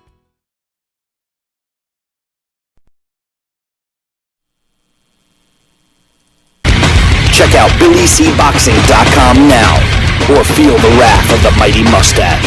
Oh, that hurts! Why are you doing that to my face? I hate you. That's BillyCBoxing.com. Consider this your warning. Now back to Billy C. Interact with the show at BillyCBoxing.com. And we're back. You're watching and listening to the Billy C. Show. Glad you could be with us. And don't forget, we've been experimenting with Facebook Live. And for everybody that's catching us on Facebook, you're seeing a very primitive video feed due to the restrictions we have with Facebook. They won't let us stream the full-blown show because of the fact that it's other places. So if you're looking to get the whole video experience, which trust me is a lot nicer than what you're watching on Facebook Live, just go to the YouTube channel. We put it up there for free every day. It's youtube.com/talkinboxing, TALKINBOXING, and you get to see guys like Sal, who's with me right now. And Sal, I tell you, every time, and one good thing about the Facebook feed, they don't watch some of the television commercials. Hey, listen, all I could say to people is, hey, you want a free idea kit from that endless pool, which looks like I want one in my backyard. Just call 1-800-949-9259, 1-800-949-9259. Get a free information kit right now. Did you get yours, Sal? No, but I'm going to send away for it. What's that number one more time? It's 1-800-949-9259. There you go, Sal. That's what I want to see. Good one. That's a good one. That's what all that coffee does for you. But listen, I got some news I wanted to talk to you about. David Hay. David Hay. I talk about a fraud. This guy, in my opinion, is a fraud. He's trying to stay in the press. So, what do you do when you try to stay in the press and no one gives a rat's ass about you? What do you do? Do some antics. You do something outside the ring that's going to draw attention. I don't know. Or write an article about yourself, and that's exactly what he did. He wrote an article that he's doing well after his reconstructive surgery of his Achilles tendon, which he claims he suffered in the sixth round against Tony Bellew. And he says, whilst, that's an English thing, whilst I'm not quite in a position to be announcing my next opponent, my passion for the sport remains unwavered, and my desire to regain my heavyweight title is stronger than ever. The thing is, first of all, it wasn't his. He got a gift to get it, and I think he's a fraud. But you know what's funny about this guy? He gets knocked out in his last fight against Tony Bellew, injury or not. And the one thing I do give him credit, he didn't, show us the injury like he did with the toe when he just stunk up the place against Klitschko. Right. But the funny thing is he looked. If I would have saw the footage of that fight and the way he was fighting, now whether he didn't train for Bellew or what, he looked so primitive and barbaric. Looked like he never threw a punch in his life. He looked like Derek Chisora. That was the style that he had. But the thing that gets me the most, Sal, is he says his next opponent, he's not willing to announce his next opponent like he's the A-side. Listen, he has become nothing more than an opponent. I don't want to see him in the ring with any major heavyweight. He has not earned that shot at all. If anything, another rematch. For some reason, over on the other side of the pond, they still buy this guy's tickets. I don't know why, but a Tony Bellew fight is the only fight that he could, at least make amends and beat the guy. And by the way, Tony Bellew was a cruiserweight, Sal. That's right. I remember. Crazy. I agree with you 100%, Bill. Unbelievable. It's unbelievable. It's crazy. But it's news. How about we got some other news here? Speaking of cruiserweights, because in my opinion, that's all he is nothing more than a cruiserweight. In the cruiserweight division, remember a couple months ago they have this a World Boxing Super Series, and they were going to do it for all the divisions, and Richard Schaefer is part of this, and they're starting out with the cruiserweight and super middleweight divisions, and I got to admit I poo-pooed it because I didn't think that any of these fighters would be willing to risk, but they named 3 fighters that are participating in this so far, and it's pretty impressive, if I must say so myself.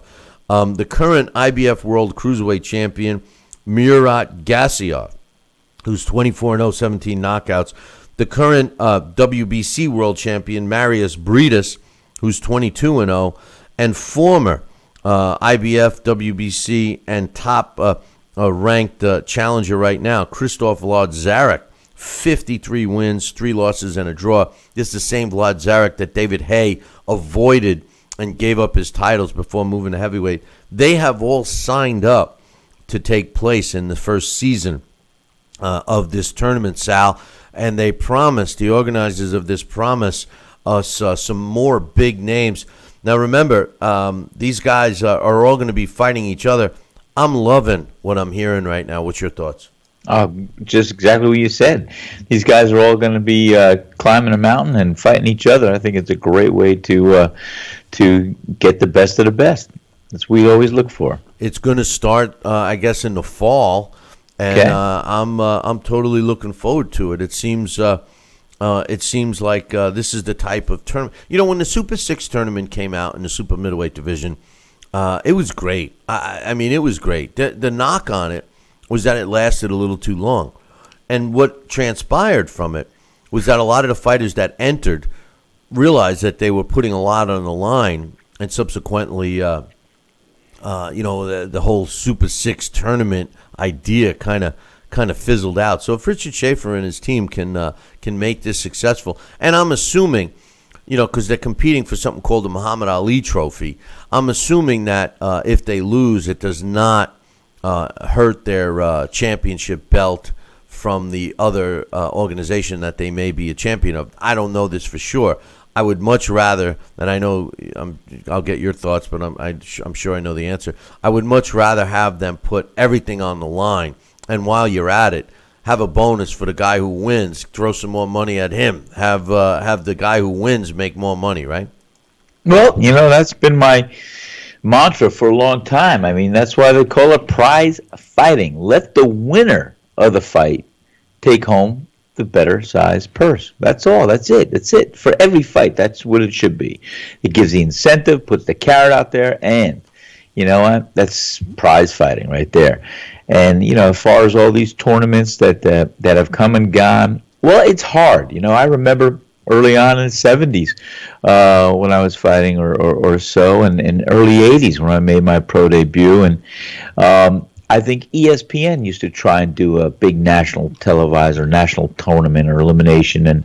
And it was a good concept. It was a good idea. But if it was that great or that good, it would still be there today, and it's just not. They maybe reprogram it or furbish it up a little bit, and they try to reintroduce it as something. But the tournament theory, although it sounds good and always looks good, aside from the Super 6 or whatever, it has a very few legs to stand on for the long term. Well, it's just the way boxing works. Well, the reason is because the fighters don't want to risk anything anymore. No, that's it. That's exactly it, man. Yeah. That's the reason. They want to cherry pick opponents. Thanks to Floyd, who mastered it and was successful financially from it, and historically. Now everybody wants a copy, and I always say there's only one Floyd, whether you like him or not. There's only one Floyd, but they all want to copy Floyd. And that's right. If fighters really wanted to fight the fights and prove they were the best and do the things that great champions did, which was above and beyond the norm, then these tournaments would be thriving. But the truth of the matter is that nobody wants to risk anything. Ooh, you mean I'm going to be in a tournament with 10 other quality fighters that I have to fight each one of them? Forget about it. I don't want that. Exactly. That's what. I'm not saying the fighters so much, but the management. But hey, it's that time again, Sal. We got a trivia question. We're beating everybody on this trivia question. Nobody's we are coming up with the right answer. So I'm going to give the answer again. Now, if you're the first one to email me the correct answer, Billy at Talkin' Boxing. That's TalkinBoxing.com. You'll win the prize, which I do believe is your very own copy of the Title Bout Championship computer game, the same game that Alex Papali does the simulations when we do our Blast from the Past on Wednesday. So it's a great prize. So here's the question. It's a who am I question. So who am I? Oh, no, not me. Wait. Let me ask you the question. Not him either. Okay, but who are you? Who am I? Who am I? No. Before It's my identity 20th crisis. Before my 20th birthday, I beat 4 world champions and then lost to another one who I also defeated just 1 month past my 20th birthday. Who am I? Before my 20th birthday, I beat 4 world champions and lost to another one. Obviously, this is former world champions. And lost to another one, who then I beat 1 month past my 20th birthday. Who am I? Sal, can you steal the answer? Can you force me to go to another one? I mean, do you have any ideas on this one? I do have an idea on this one. And I'm going to have to say Jack Dempsey. No, that's not. Great answer, though. Great answer, Sal. Great answer.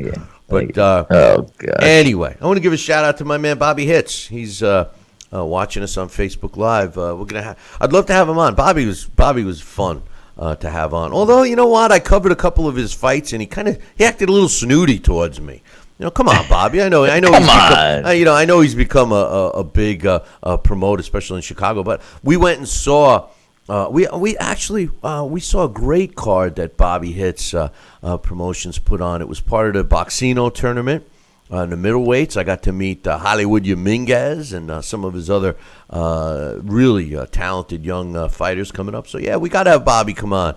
I love Bobby Hitz. He's even though that day he kind of kicked me to the curb a little bit, but we forgive him, right, Sal? Absolutely. Maybe an off day. We'll get him again. Yeah, well, nothing a couple of scotches he can buy for me won't fix. There you go. But anyway, no, Sal, it wasn't Jack Dempsey. So you guys are still active. So here's the question one more time. If you're the first one to answer this correctly by emailing me, Billy at Talkin' Boxing. Let me spell it for you. It's TalkinBoxing.com. It's a who am I question. Before my 20th birthday, I beat 4 former world champions and lost to another one, who I defeated just 1 month past my 20th birthday. Who am I? If you're the first one to email me with the correct answer, Billy at Talkin' Boxing, TalkinBoxing.com, you'll win your very own copy of the Title Bout Championship computer game. Good luck to everyone on that.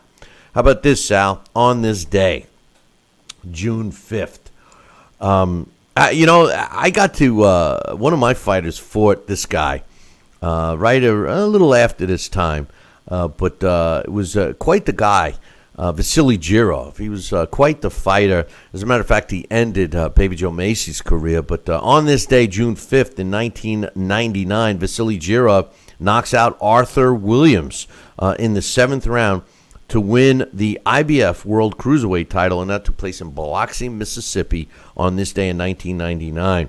Also on that card, same day, of course, same date, same year, Roy Jones Jr. wins a 12-round decision over Reggie Johnson to unify the light heavyweight title, and that took place, like I said, in Biloxi, Mississippi. On this day in 2004, Christian Savagna wins a 12-round decision over Marcus Beyer to win the WBC World Super Middleweight title, and that took place in Germany. On this day in 1950, the best ever, remember that, boys and girls, the best ever. Sugar Ray Robinson wins his first world middleweight title when he won a 15-round decision over Robert Villamain to win the Pennsylvania world middleweight title. That's right. It was a vacant title, took place in Philadelphia, and that, boys and girls, was his first middleweight world title. Sal, you have any final thoughts today? No, I'll tell you what. It was a good show all around. We recapped what happened this weekend and threw in some sports. When Yankees lost, we got to get back on track with that. And no, it was good, great show. Thank you, man. That's it, huh? That's it. No. Da-da-da-da-da. You know, no. I got one question, and I tried to raise my hand down in front. Okay, and I was going to ask. You mentioned earlier the minimum weight division. How minimum is it? It's light. I think it's 112. I think it's 112 pounds. Didn't we call that a flyweight at one time? No. It's below flyweight. Come on, man. Flyweight's a monster compared to these guys. 150. They separate by a good healthy visit to one of your 2-3 pounds. Listen. They separate these weight classes for a nice healthy visit to your clean bathroom at Sal's Neighborhood Pizzeria. That's what it is. Which you're going to be a part of Next week. Hey, listen. Don't forget, we got a busy week scheduled. We got Larry Hazard coming on Wednesday. We got our blast from the past this week, Rocky Graziano. We'll be talking about some of the fights this weekend, breaking them down. All of that's coming up later in the week. But I'll leave you guys with this. Make sure you tune in tomorrow morning. Same bat time, same bat channel. Until then, ciao, baby.